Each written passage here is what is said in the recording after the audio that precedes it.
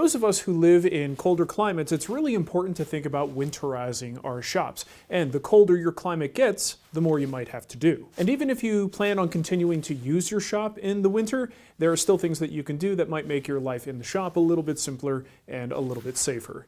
Clean up the shop, you filthy animal! Start by putting everything in its home. Everything does have a home in your shop, doesn't it? Reducing clutter makes it easier to find things should you need them in the middle of winter.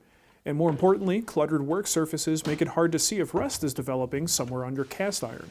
You'll also want to vacuum every surface or at least do a shop blowout. Dust is hygroscopic, meaning that it attracts moisture and it can hold that moisture as it sits on top of your tools. So it's best to remove that dust before leaving the shop for extended periods. Unprotected metal surfaces can rust, so the amount of protection you need to apply kind of depends on your climate and how much you plan to use your tools during the winter. In dry climates like mine here in Denver, you could probably just get away with some heavy coats of paste wax or a product like Glide Coat.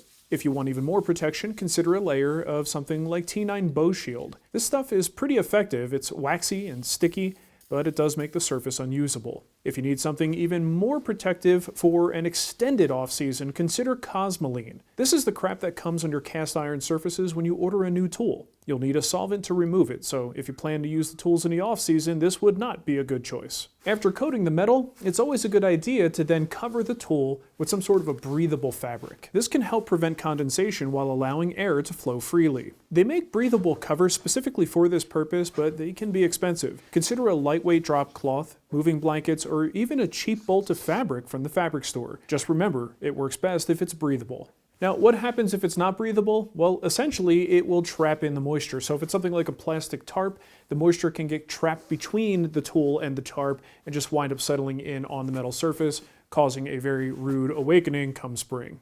Another thing I've heard from many people is that this works a lot better if you place a sheet good on the flat surface. Everything can still breathe, but it's not just open air hitting the cast iron, and some folks have had luck using magnetic sheets on top of cast iron. The connection is essentially airtight and keeps the moisture off the metal. And by the way, don't neglect your hand tools. Give those a nice coat of wax or a fresh oiling before storing them for winter.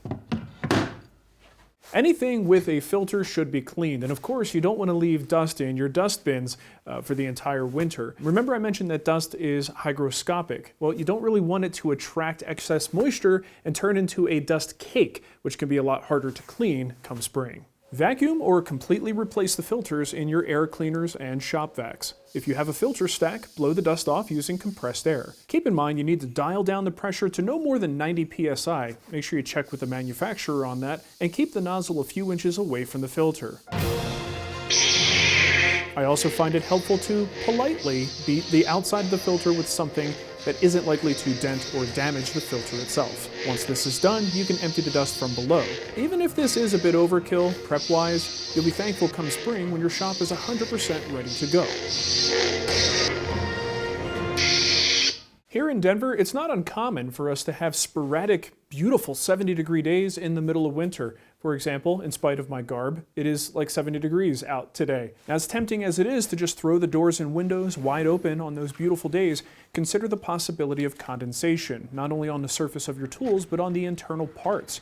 Cold metal plus warm, moist air equals water. So if Mother Nature should bestow a beautiful, warm day in the middle of winter,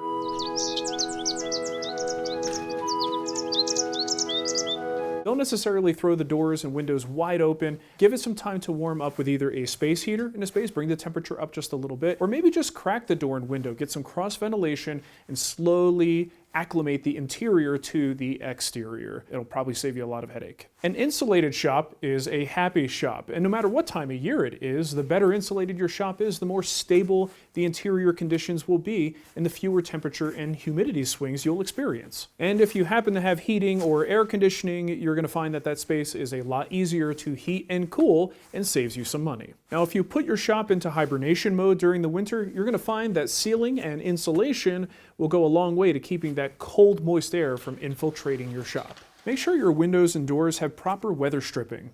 And don't forget to check your door sweeps. A simple trick to find air gaps is to wait until it's dark and turn on the lights inside your shop. If there are any gaps, they should be pretty obvious from the outside. You can see my garage door here needs a little bit of work. A real common issue with garage doors is that they don't quite press up against the seals. So one way you can combat this is to use a product like the green hinge system. Can't vouch for this product, I've never used it, but I've heard good things about it, and it essentially keeps a little bit of pressure on here so that your door is always up against those seals. Another thing about the garage door, insulation counts. If you don't want to upgrade to an actual insulated door, you can use an insulation kit to add just a little bit of extra R value there, which I think can make a big difference depending on the layout of your shop, how the sun hits it, all that good stuff. So insulation, always good. Protect your liquids. Remember, if you're cold, they're cold. Now, I don't know if you're like me, but I've got a bunch of different glues, a lot of different finishes, and I don't want to worry about each individual one and what it can tolerate in terms of cold and heat. So if I suspect there's going to be a problem, I'm going to treat them all the same, throw them all into a box and get them out of that cold environment. So my rule of thumb is if the temp is approaching, let's say 45 degrees Fahrenheit or below, I'm inclined to bring the stuff inside. Doesn't need to be anything fancy, just get a box, put the cans and bottles in there and bring them into the house, into a closet, laundry room, mud room, finished basement, or some other climate controlled utility space. The extra bonus is that your significant other will absolutely love you for it.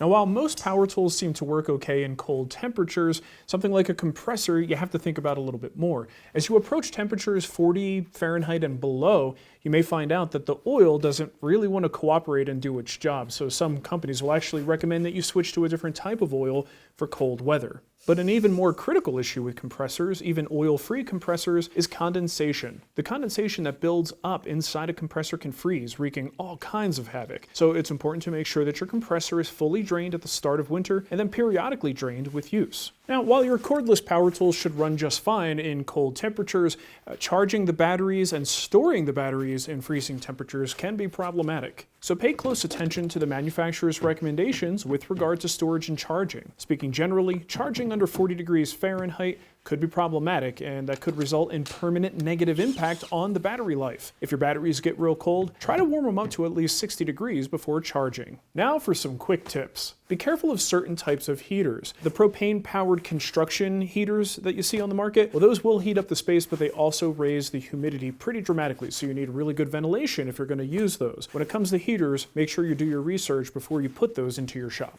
Some plastics can get very brittle in winter, so if you're moving around in your shop or working in your shop and it's super cold, just be aware of that, because if you have something with plastic parts on it that you happen to drop on the floor, it may wind up cracking in winter, whereas in summer it may not have responded that way. Now, something people rarely think about in the shop during the winter are the inherent safety risks that come along with it. Cold hands just don't work as well as warm ones. The cold decreases your grip strength, and your reaction time. And because it's cold, you'll likely be wearing extra layers and baggier clothes, and you might even be tempted to wear gloves. We always say that gloves are a bad idea in this shop, but in winter, you really have to pick your poison. Cold, clumsy bare hands versus warm, bulkier hands with gloves. Now, I don't have a definitive answer there, but I think for myself, if I had to work in winter, I think nimble hands that can control things, even if they have gloves on them, I think that's safer than having your hands be very cold and unable to grip the work or the tool that you're holding. In addition, keep in mind that when you are out in the shop in the middle of winter,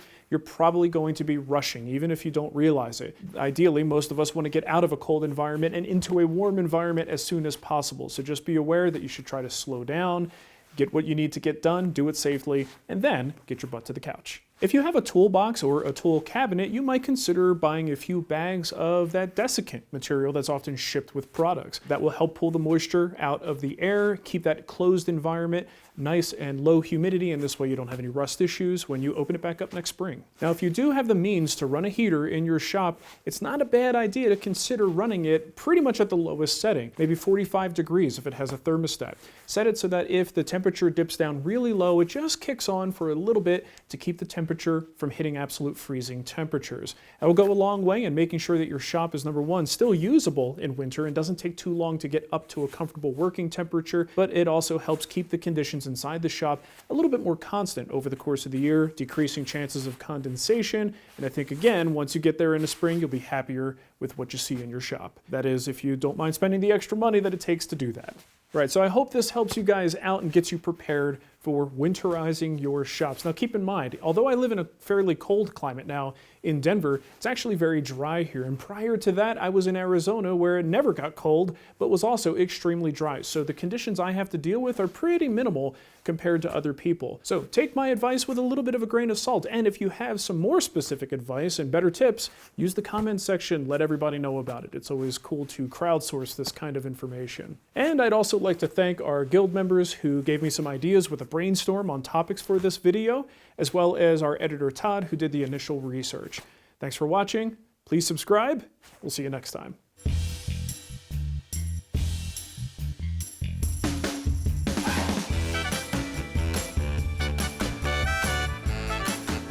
Don't let a giant... Okay, okay. You missed it!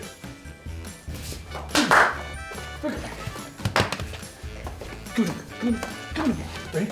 Go get it! Shop's not a great place for fetch.